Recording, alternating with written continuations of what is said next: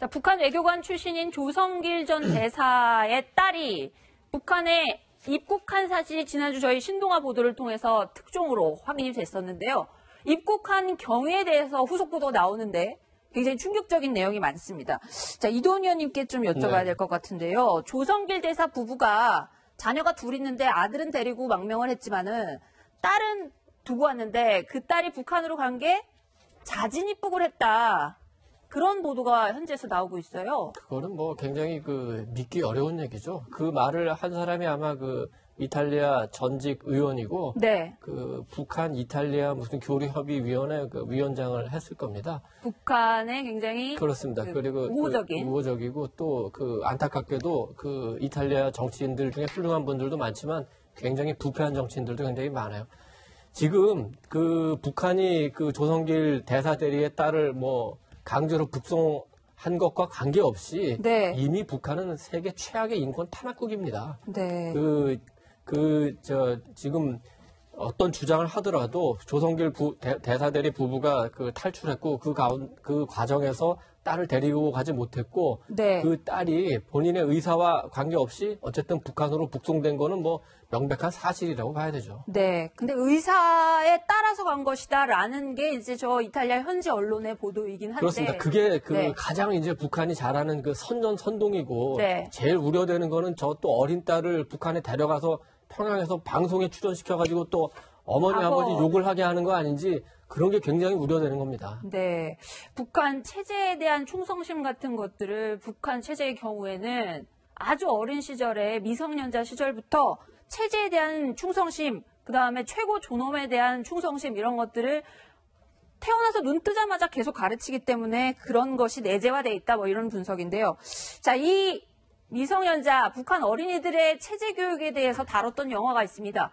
태양 아래라는 러시아 출신 감독이 만든 영화인데요. 저희가 아주 상징적으로 보여주는 영상을 한번 준비를 해봤습니다. 진미, 너 소년단 입단했는데 이제 자기 일상에 대해서 무엇을 기대해요? 소년단을 되면 조직 생활을 합니다. 조직 생활을 할 때 잘못도 느끼게 되고 경리한 대원 수님을 위하여 어떻게 해야 되는 것도 느껴지게 됩니다.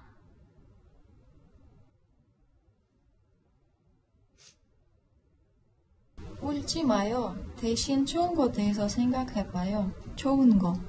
잘 모릅니다. 나는 위대한 김일성 대원수님께서 세워주시고 위대한 김정일 대원수님께서 빛내어 주시었으며 경리한 김정은 수님께서 이끌어 주시는 영광스러운 천연선인단에 입단하면서 그러니까 형태 부대위원님께 좀 여쭤봐야 되겠습니다. 그러니까 소년단이라는 형태부터 시작해서 북한에서 굉장히 어렸을 때부터 체계적으로 체제에 대한 충성심 같은 것들을 차곡차곡 가르치는 그런 시스템이 있는 것 같아요. 그렇죠. 북한이 어떤 면에서 보면 이제 유학 딱 태어날 때부터 이제 어쨌든 국가에서 책임지는 시스템이거든요. 네. 교육을. 그리고 어쨌든 저런 그 중에서 좀 노동당 간부라든지 아니면 이런 분들은 이제 더 교육을 시키는 시스템인데, 네. 저는 좀 안타까운 게 일단 원래 이 딸은 약간 장애가 있다 그랬고, 네. 아들은 원래 북한에 있었거든요. 근데 북한 외교라는 게 기본적으로 외교관으로 나갈 때는 애들을 이제 두고 나가는 시스템인데, 이제 딸을 데리고 나간 게 그래도 장애가 있고 이러니까 치료라든지 아니면 같이 좀 있기 위한 것인데, 우리 민족의 기본적으로 아픔이라는 게 6.25라든지 이런 데 보면 이제 부모 간에, 부자 간에 이렇게 이상가족이 많이 생기는데 이렇게 되면 결국은 자식들은 북한에 남아있게 되고 부부는 이제 어쨌든 어디로 갈지 모르지만 이렇게 돼서 사실은 어쨌든 사상 이념보다도 이제 가정이라는 게 그 안에서 이제 깨지는 거 아닙니까? 이런 부분이 저는 굉장히 안타깝고 사실은 이게 분단의 비극입니다. 제가 보기엔 분단의 비극이 아직까지도 살아있다라는 게 정말 안타깝습니다. 네, 굉장히 비극적인 상황인데 저 딸이 어쨌든 자발적으로 북한에 돌아간 것이다. 이게 북한 당국의 공식 설명입니다. 자, 그런데 지금 굉장히 북한이 지금 전 세계 뉴스의 중심이 되고 있습니다. 아시겠지만 김정은 위원장이 지금 북미 정상회담, 비핵화 회담을 위해서 지금 하고 있는 중인데 그 와중에 지금 저런 약간 인권 문제 같은 거 이도훈 의원님께 좀 여쭤봐야 될 것 같은데 네. 서방 언론이나 이런 데서는 조성길 대사 딸이 북한으로 돌아간 거에 대해서 굉장히 좀 민감하게 보는 것 같아요. 그들의 시각에서는 어떻게 볼까요? 당연하죠. 그러니까 아마 이제 이번 기회에 서방 언론에서는 그러면 북한은 그 외교관이 저 임지에 나갈 때 가족들을 못 데려가는 거구나. 그리고 그 이유가 그 외교관들의 탈출을 막기 위한 거구나. 네. 이런 또 인권 상황이 다시 한번 또 부각이 되겠죠. 그리고 또 네. 그게 부각되면서 그렇지. 그러면 북한은 여전히 그 15만에서 20만 명이 정치범 수용소에 갇혀 있는 나라구나. 네.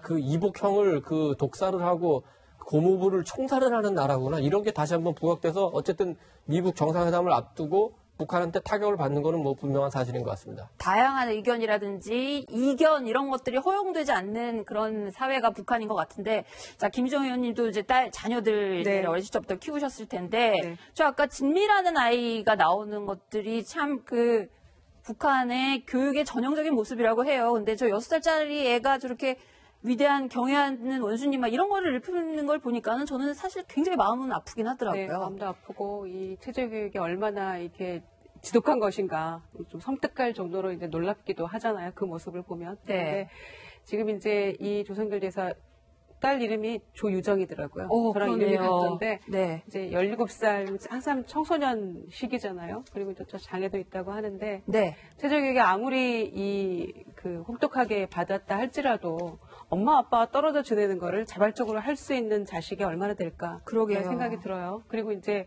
앞으로 영원히 만날 수 있을지 이 부분도 불투명한 상황인데 그러게요. 네. 아마 이 조선길 대리대사 이 부부가 또 그 아들과 함께 지금 어디 있는지는 정확하게 모릅니다만은 네. 딸에 대해서 어떤 얘기도 할 수 없을 것이고요. 또 그러게요. 북한의 체제에 네. 대해서도 어떤 비판이나 또 본인들이 어떻게 이 탈출하게 된 그 전후 맥락에 대해서 얘기하기는 쉽지 않을 것이다 앞으로도. 네. 그리고 더더군다나 이 한국으로 오는 건 또 어렵지 않겠나 이런 생각이 들어서 이 아픔을 어떻게 치유할 수 있을지 그리고 이제 북한으로 그게 뭐 자진이다 강제다 뭐 네. 이렇게 지금 나뉘고 있는 거 아닙니까? 그리고 네. 이태리 뭐 정보경찰에서 이 부분에 대해서 강제 송환 여부에 대해서도 뭐 조사를 한다고 합니다만은 네. 그것도 그 여부도 또 기다려 봐야 되겠습니다만은 네.